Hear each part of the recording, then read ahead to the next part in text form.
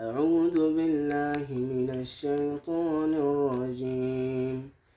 آمن الرسول بما أنزل إليه من ربه والمؤمنون كل آمن بالله وملائكته وكتبه ورسله لا نفرق بين أحد من رسله وقالوا سمعنا وأطعنا غفرانك ربنا وإليك المصير.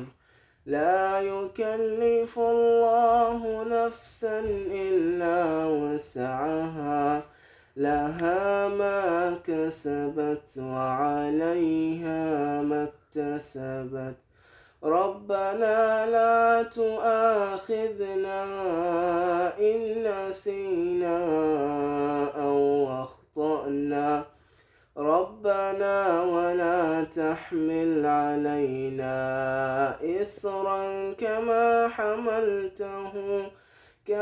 حملته على الذين من قبلنا ربنا ولا تحملنا ما لا طاقة لنا به واعف عنا واغفر لنا وارحمنا أنت مولانا